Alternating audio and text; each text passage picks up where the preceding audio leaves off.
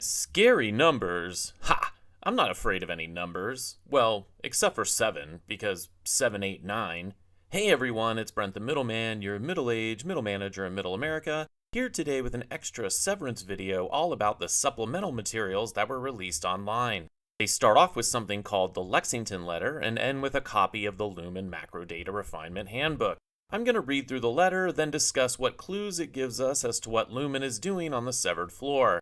I will save the handbook breakdown for a separate video since the letter is pretty long, so grab a cup of coffee straight from the hills of Rwanda, settle in, and enjoy the story. The letter starts off with a reporter, Daria, from the Topeka Star, sending what she received to her editor, Jim, to get his thoughts. Hey Jim, I received the letter below from a severed employee at Lumen. I also scanned the employee handbook that she mentions in the letter here too, so that's attached. The whole thing seems pretty out there, but perhaps worth pursuing? What do you think? Daria. I noticed that the reporters go by their first name and last initial in their email addresses, as you can see Jim M and Daria T at the top. This is exactly how severed employees are addressed. Does this mean anything? Okay, now to the letter. Dear Miss Thorne, my name is Peg Kincaid. Until yesterday, I was an employee at Lumen Industries here in Topeka. I am writing on behalf of myself and my friend Peggy K, who is now no longer with us. Maybe it's strange to call her my friend, but it's how I think of her. Depending on how much you know about Lumen and what they do, maybe you already know what I mean. I chose to reach out to you because I've seen, among other things, your thorough coverage of the Dorner truck incident on November 3rd. I thought about going to the cops with what I'm about to tell you, but people say Lumen has a lot of connections with the police and City Hall, so I don't think they would believe me anyway. I hope you believe me. I really need someone to believe me. With that in mind, I'm going to try to give you the full story. Forgive me if I get a bit rambly. I tend to go on and on when I'm nervous, and I'm really nervous about this. Right now, I'm staying in a motel because I can't shake the feeling that someone has been watching me. The same black cars have always seemed to be parked next to mine, and for the last few weeks, my mail has been all crumpled when I've gotten it at night, like someone's digging through it. It all feels so off. So yes, I just want to get this all written down in case something happens, something beyond what's already happened. Alright, here goes. As a bit of background, I think in your field you call it color, up until about 2 years ago I was a school bus driver for Clover Elementary down off Route 2. I'd been there for about 12 years. I love my job. I love kids, even though I don't have any of my own. And I sincerely believe they like me too. At some point, the kids learned that I was the youngest driver on the school's payroll, even though I was already 50, so they gave me the nickname Baby Driver, a reference to the beloved action film of the same name. But despite this fun camaraderie and my relative youth, I'll confess I was starting to feel burned out. My route had gotten longer, and I had a few real misbehaviors, all that stuff. It all came to a boiling point one day in February. It was a cold day, the kind I used to call a booger freezer, to get a rise out of the kids until a fundamentalist mom heard all about it and complained. I was near the end of my afternoon route when, through no fault of my own, my bus hit black ice. I pumped the brakes as per protocol, but our momentum kept us sliding, and for the first time in my career in child transpo, I landed my rig in a ditch. All the kids screamed. I wanted to scream too, but you know how it is, gotta be the adult. Thank the good Lord no one was hurt, just shook up. But we were stuck for nearly 2 hours with the heat knocked out. The kids were crying and scared, cold, asking for their mommies. We had 3 urination events, which in the low temperature proved to be a real issue. Finally, another bus was able to come by and get my kids. I remained with the vehicle, again protocol, and listened to the radio to try to stay warm. I don't know, it made sense at the time. Now this is the part that, when I look back, still makes me squirm. While I was sitting there waiting for the truck, boogers freezing, I distinctly remember thinking to myself, fuck this job. I may have even said it out loud, I'm not sure. But I either thought it or said it, and right at that moment, as if it had heard me, this ad came on the radio. It was an employment recruiting ad, but they were weirdly vague about the job. A lot of flowery talk about making history and rethinking the notion of work. I was sort of tuning out until the end when they said the name of the company. Lumen Industries. I knew who they were. I'd been using their deodorant since puberty, but I didn't know they had a branch in Topeka. I remember thinking, well, that was weird. Anyway, 2 hours later, the tow truck finally came and yanked my rig from the ditch. I got home 5 hours later than usual with an angry voicemail from my supervisor accusing me of driving recklessly. I wasn't asking for a medal or anything, but a word of acknowledgement over the hell I'd just been through would have felt more appropriate than a chewing out. That night, I told myself I needed to start looking for a new job. I was off the next day and I went downtown to run a few errands. On the way home, I passed what I realized must be the new Lumen site, which had been under construction for the past few months. It was a big building that looked almost like a mall. I thought back to when I heard their ad while shivering in that freezing bus. And even though I had ice cream in the trunk, I found myself turning into the parking lot. I parked and went in. At first, I figured no high-tech company would hire someone like me. I mean, I only got through a few semesters at Kansas State, but the nice Lumen lady who greeted me told me it didn't matter. She said that I could get a great office job, incredible benefits, manageable hours, and all I had to do was this tiny little procedure called Severance. I'm guessing you know what that is. Well, I didn't. Remember, this was a few years back, and it took them longer than it probably should have to explain it to me. They told me that after the screening process, I'd have a small, totally painless chip inserted into my brain. That freaked me out for a beat, but they assured me it was easier than getting a cavity filled. They then told me that the chip would make it so I wouldn't remember work. That was the real benefit here. I'd have absolutely no memory of work. Never. I'd just go into the office and the chip would turn on in my brain, activating my work self. My innie is what they called it. That person would do all the work. And then when I'd leave work, the chip would turn off and I'd be back and have the whole rest of my day ahead of me. No memory of work and 4 times the pay? Despite it being quite a drastic procedure, all that made it feel like, well, a no-brainer. Or, a half-brainer? Because of Severance? You get it. Sorry. My dad always hated it when I joked when I was nervous, but here we are. So where was I? Right, back to Lumen. I got the procedure, I was severed and all that, and it was totally fine. They even gave me a really nice 4-cheese panini right after because my procedure time slot butted up against the lunch hour. I thought, this is so great, what a great place to work. I was wrong. Very, very wrong. But I wouldn't learn that for another 2 years. I started at Lumen the following Monday and settled into this nice day-to-day routine. I'd show up at work, swipe my fancy Lumen badge, and then change out my outdoor clothes and into some Lumen neutrals, as they call them, which means no labels, tags, patterns, no words at all on anything. Company policy. Lumen wanted a complete divide between innies and us people on the outside, aka the outies. No written word, no messages back and forth were allowed. All of that is what you sign up for when you get severed. In my orientation, they even talked about these code detectors built into the elevators that would sense written words. It was a pretty fancy place. Then, after changing my clothes, I'd take the elevator down to the severed floor in the basement and then nothing. Sweet, sweet nothing. In the middle of the elevator ride, my severance chip would switch my consciousness over to my innie, this whole other personality with no memory of my life here in Topeka. She could walk and talk and all that, but didn't remember, say, my 3rd grade teacher's name, or me falling off a horse and breaking my arm when I was 8, or when my ex-husband told me that he wanted a divorce. Lucky girl. She was me, but not me. So yeah, my innie would wake up and head to work doing whatever it is my innie did down there.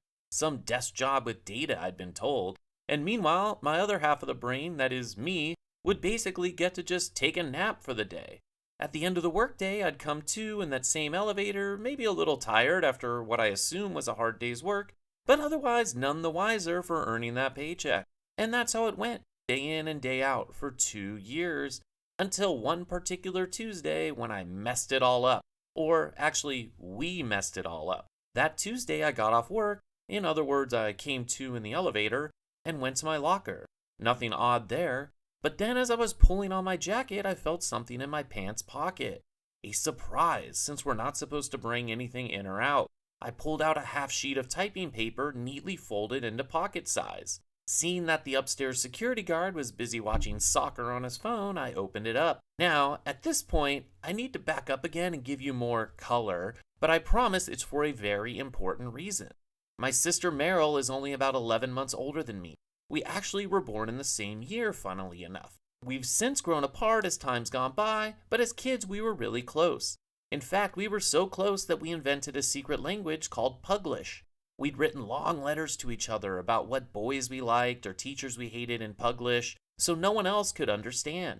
I say language, but actually all we did was replace each letter with a different symbol. A was a seahorse, B was a lightning bolt, X was a pair of boobs, which got us in trouble once or twice, but not too often because it's an uncommon letter and we were sneaky. Anyway, like I said, Meryl and I had grown apart over time, and I hadn't thought about Puglish, let alone read or written it, for more than 30 years. So, on that Tuesday at Lumen, you can imagine my surprise when I unfolded the paper and found it lined with rows of little seahorses, lightning bolts, and other distantly familiar symbols.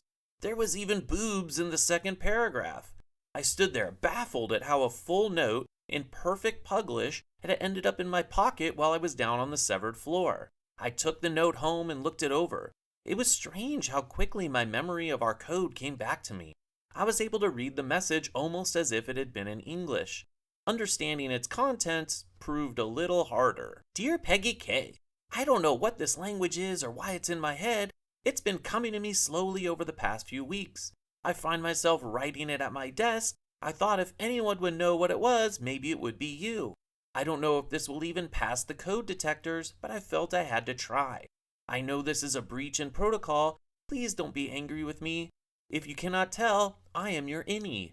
I live down here in the macro data refining department with my 3 coworkers. I have often thought of you and what your life might be like out there and why I exist in the first place. Why does one choose to get severed? Maybe this language isn't real and I'm writing nonsense. But if you can read this, I would love for you to write me back. I understand if that's not possible. I do not mean any harm. Sincerely your innie, Peggy K. Well, this knocked me on my ass, I'll be honest. I hadn't really given my innie too much thought before then. Like, I knew she was down there doing her thing, but part of what I love so much about this whole Severance thing is that I didn't need to think about it. But then there she was, Peggy, my innie, writing to me. In Puglish. I stared at it for a long time. It also tripped me up because I hadn't been called Peggy since elementary school. I'd been told during training that my innie would be like a little kid with little to no life experiences, but I didn't think it would be so obvious. I stared at that note for the rest of the night. I thought of her or me or a different version of me, I guess, down there in the dark on the severed floor, clearly desperate for more information. I was really torn about what to do. I loved my job, or what I knew about it, and I didn't want to mess that up. Writing messages to my innie was definitely against Lumen policy, there's no question about that. Was it possible a code invented by 2 grade schoolers could be enough to trick the detectors? Granted, it was a new technology, but still. To this day, a part of me wishes I'd done what I was supposed to. Call my Lumen supervisor, Mr. Alvarado, and report my innie's infraction. But sometimes, at the end of the day, I'd come out of the elevator feeling, I don't know, different than I'd ever felt before. Maybe a little giddy, or sometimes all wound up, or scared even, and it made me wonder, what are they doing down there with my body? So the next morning I decided to write her back, just this once, and ask her. She wrote back right away. I got a message in my pocket that next night. She told me she worked as a macro data refiner.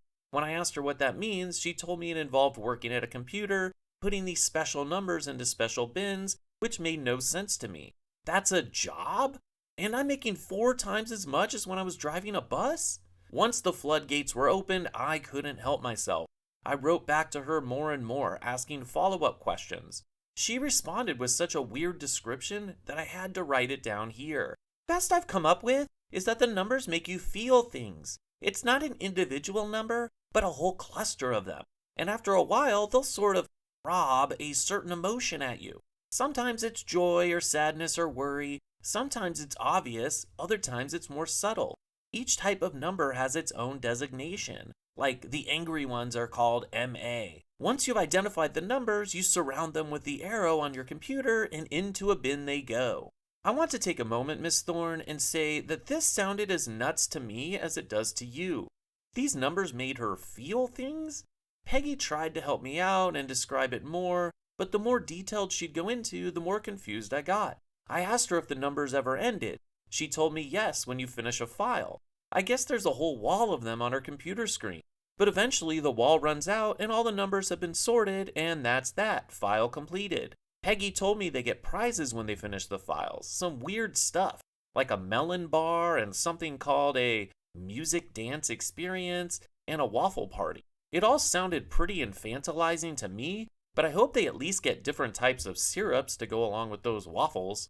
It wasn't always me drilling her, though. She also asked me things too, and over again, I was beside myself with how much it felt like I was talking to a kid version of, well, myself. She wanted to know everything about outside life, like what it felt like to be drunk or asleep.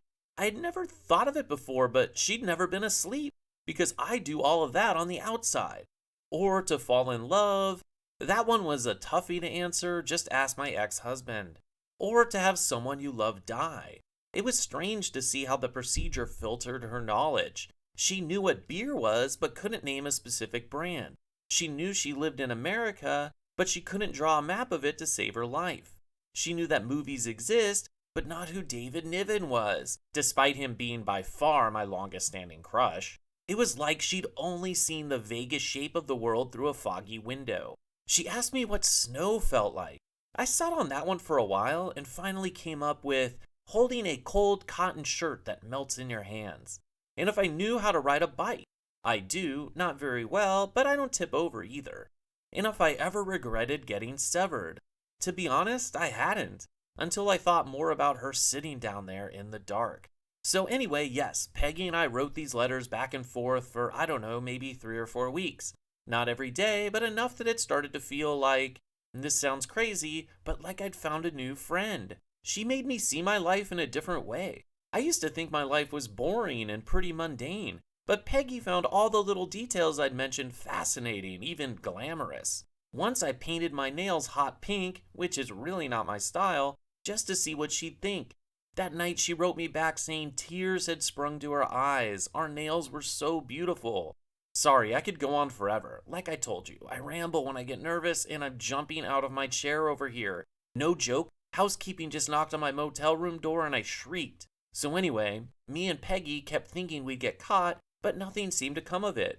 Peggy grew concerned that their head of security, Mr. Dooley, a pale little man with a terrifying smile, was watching her more closely than usual. She described seeing him at the far end of the hall when she'd leave for the day, just standing there smiling, like he knew what I was doing, but wanted to play with me a while before dragging me to the break room. I asked her what the break room was, but she never told me. Despite the forbidden nature of our whole interaction, this seemed to be a specific topic she was too afraid to broach. Still, those code detectors never seemed to bother us or pick up the Puglish. If they had, I would have cut it off, played dumb, blamed my own idiocy, and never Peggy's. But it never happened. But then we get to that morning of Friday, November 3rd, which is why I'm writing to you in the first place. I come to in the elevator as usual that night and check my pockets, just like I've been doing for months. And there's another note from Peggy, and she's really excited. She finished her file, which was named Lexington, earlier that afternoon at 2:30 p.m.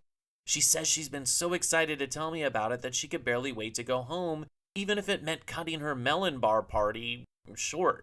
She told me that the Lexington file had been extra complicated and particularly exhausting to do. This made sense to me. I'd felt tired for the last few weeks after coming to in the elevator and didn't know why. She said she'd pushed through and completed it and that everyone at Lumen, including her boss and her boss's boss, was thrilled with her work. They'd even given her an extra melon bar party to cash in later in the week. Whoopee, right? Again, I don't fully get this whole refining files thing, but a big win at work makes me look good too, so what the hell?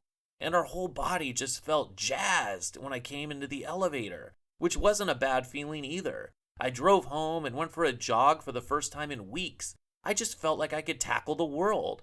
Later that same night, I'm watching TV and I see you, Miss Thorne, on the news.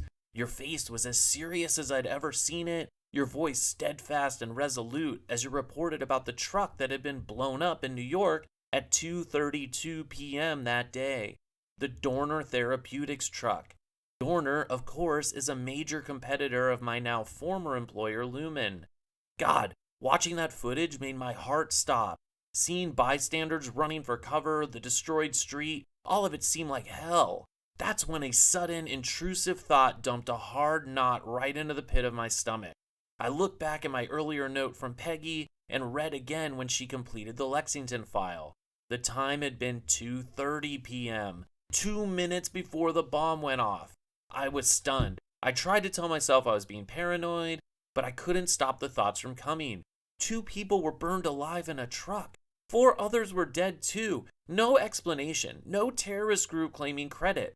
The next day, Dorner said that some of their devices had been destroyed. Their prototypes or whatever. It almost seems like this was some kind of corporate espionage. It all seems like too much of a coincidence, doesn't it? Is that why these numbers are making the innies down there feel things? Because they're dropping bombs or blowing things up from down there? What had I gotten my body and my innie, my friend, into? I barely slept that weekend. On Monday morning, I wrote Peggy another note asking her to send me any information she could about the file she'd just refined. Told her it was super important. She didn't know anything about the Dorner truck down there, of course, but I tried to press her more about the numbers. I asked her, what do her bosses tell her about the numbers? About Lexington in particular? What is this data they're refining? Not much, she said, other than it being very important work. Finally, I worked up the nerve to tell her about the truck. It took me over an hour to write that note. I told her I couldn't be sure there was a connection, but that the timing felt too close to ignore. I told her not to refine another number down there, no matter the consequences. I told her that if I was right, then Lumen had been using both of us for something insidious and horrifying. I told her none of this was her fault and that I loved her. I didn't hear back. A day passed, then 3. Every day I went down, hoping to feel the familiar pressure of a note in my pants pocket as I came back up. But there was nothing. Was she mad at me? Horrified by my claim? Or was it something else? Was there something stopping Peggy from responding? It's a funny thing worrying about your innie. I was leaving each day without a scratch on me, and I was certainly still alive, which meant that physically, Peggy had to be fine. But her silence every evening grew more terrifying as the days turned to weeks. I wanted to write her again, ask what was going on. But was Lumen onto us? If so, another note could spell disaster for my dear friend. On Tuesday, I emerged to find my hair wet. A note on my windshield from Lumen informed me that my innie had a visually comedic but painless mishap with the water cooler. I was given a gift card to Murray's all-day breakfast buffet as an apology for the inconvenience. That night, over hash browns, my mind raced. What the hell were they doing to her down there each day? How could I help? Should I resign? Since Lumen was the only place she was alive, quitting would essentially mean killing her. Surely I couldn't do that, no matter how bad things had gotten. It was 2 weeks later when, upon ascending for the evening, I felt something thick and firm tucked in the back of my waistband. I struggled to show no emotion as I went to my locker, retrieved my personal items, and went out to my car. When I was safely off Lumen property, I breathlessly pulled it out and saw a faded, spiral-bound booklet with a teal cover marked the Macro Data Refiner's Orientation Booklet. A note was taped to the front, written in the King's English in my very own handwriting.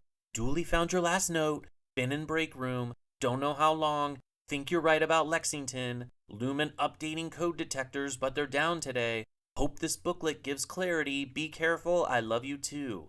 I opened the booklet and was startled to find an eerily chipper creature smiling at me from the page. He looked, pardon my indelicacy, like a little dildo with a translucent skin revealing a spiral-shaped digestive tract leading down to his anus.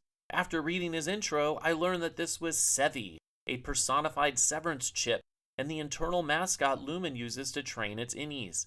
Describing this document is probably a fool's errand, so I'm enclosing it here for you to look at too. I've spent hours going over it, trying to decipher what the numbers might mean, as explained by the all-knowing Sevi.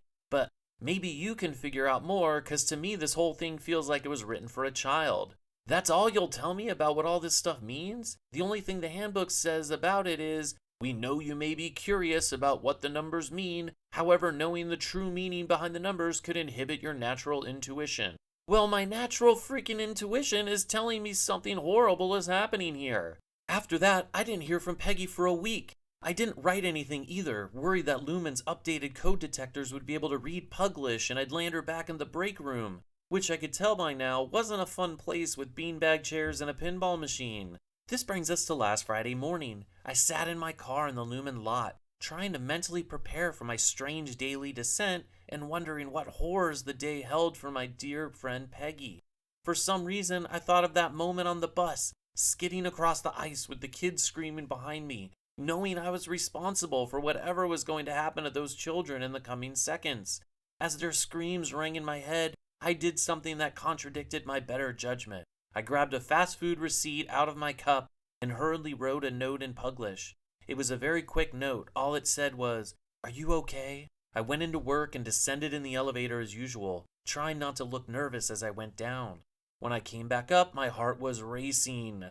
My palms were sweaty, though, of course, I didn't know why. More troublingly, I felt a dry clump of something in my mouth. I looked at my watch, 9:10 a.m. Only 10 minutes had passed since I'd gone down. Trying to look casual and avoiding eye contact with the security guard, I made a beeline for my locker. There I deftly spat out the object in my mouth, which I found was a wadded up sheet of paper.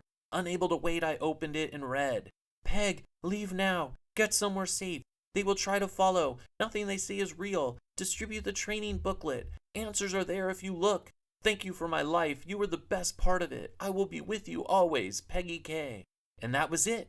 I called Mr. Alvarado and I quit on the spot. I left Topeka without returning home. I only wish I could talk to Peggy again. Tell her that I was going to get help for her and for all the severed people down there. And that somehow I'd get the word out about what Lumen is doing. That attack killed 6 people, and I can't even begin to tell you why, even though I may have been the 1 or 2 who pulled the trigger. But the thing that hurts the most is that the only way I could ever talk to Peggy again is to go back to Lumen to switch my Severance chip back on, and I can't do that again, not ever. So instead, here I am, writing to you. I considered putting this up on social media, but I have about 16 friends on there, including my ex-husband, and figured you could get the word out faster than all that. I hope so anyway, for me and for Peggy. Thank you for your time, Miss Thorne. I look forward to hearing from you as soon as possible. My cell is 785-555-4332. Please hurry. Very sincerely, Peg Kincaid. After the letter, we see Jim the editor's reply to Daria the reporter. "Hey Daria, read through this letter, interesting stuff, but all, as you said, pretty out there. I don't think we have the resources right now to put you on this type of story. Besides, seems more like a disgruntled employee making stuff up. I called over to a source I trust implicitly at Lumen, and sounds like she was let go because of too many absences. Let's have you focus on the high school basketball playoffs as discussed. Thanks, Jim." Yeah, Jim is definitely on Lumen's payroll. Then we see Daria's reply. "Are you sure? I could still file that story and then move on to this. These allegations, if true, are pretty astonishing. DT. And finally, Lumen shill Jim responds, "Too late anyway. Just saw this from Carolyn over in Obits. Margaret, Peg Kincaid, 54. Peg Kincaid passed away from complications from a car accident on November 11th. She is survived by her sister, Meryl Rasmussen of Tacoma, Washington, and a group of supportive and loving friends throughout the Topeka, Kansas area. A dedicated school bus driver for several decades, Peg enjoyed bridge, spy novels, gardening, cats, and David Niven films. She will be missed by all who knew her. A memorial service will be on November 20th at 10 a.m. In lieu of flowers, please consider a donation to the Topeka Humane Society." Tough break, sorry. Not to sound too harsh here, but all this might be for the best. Her whole letter felt really loose, and it's not like we want to get into a libel suit with Lumen. You may remember what happened with the Nashville Tribune when they printed what they thought was a well-sourced expose on Lumen's feeding tube devices. They got sued into oblivion and folded 6 months later. Please send me those basketball pages ASAP though. I want to run them in tomorrow's edition. Jim. So what did we learn from all of this? The biggest takeaways for me are that the numbers and files they are refining are possibly setting off corporate espionage incidents like blowing up competitors' trucks, and that Lumen is so big and powerful that nobody can really stop them from doing whatever they want to do. There is also the moral dilemma of Severance. As Rickon says, Severance is controversial ethically, morally, and scientifically. The procedure is creating a new human being and then treating them like they are less than human while making them do jobs that helps Lumen pull off illegal actions to grow their business. Did you notice that in Peg's obituary, they never mention Lumen at all? In the last episode, we saw all the different actions they can take with someone's implant. There was beehive, freeze frame, goldfish, and others. So they can just freeze someone while they're driving and bam, problem solved. We also saw something called Glasgow. Some nice commenters have pointed out to me that this could be related to the Glasgow scale, which measures how severe a coma is. I think this means Lumen can just put someone in a coma, essentially taking them off the board without having to risk killing them. We have come to learn that Lumen is ruthless, but I think we've only seen the tip of the iceberg. We know in the show that they are working on files called Sienna, Tumwater, and Sunset Park. Tumwater is a city in Washington State, Sienna is a city in Italy and a college in New York, and Sunset Park is a neighborhood in Brooklyn, New York. Are our favorite macro data refiners setting off horrible events in these cities for Lumen, just like Peggy did in Lexington? I definitely think so. I'm curious if the innies waking up on the outside next episode will get us any answers on this, or if it will just focus on them trying not to get found out. We may have to wait to season 2 to dig into Lumen's greater goals. I'm leaning towards Severance being able to extend people's lives somehow. I mean, we've already seen Mark's dead wife come back from the dead, sort of, and the gravely pained yes we heard from the board member sounded an awful lot like Keir Egan's voice from the recording they play in the Hall of Perpetuity. I'm starting to think that the board is made up of all the past CEOs being artificially kept alive while they come up with a way to get into new bodies or something like that. Let me know in the comments if you think I'm onto something or if I'm out of my mind. I hope you enjoyed the story of the Lexington Letter. I, for one, am happy to spend as much time in the world of Severance as I can. If you enjoyed the video, please consider leaving a like and subscribing, as I'll be putting out some more Severance videos soon, along with other shows like From, Raised by Wolves, and Moon Knight. Once again, I'm Brent the Middleman, and I'll see you next time.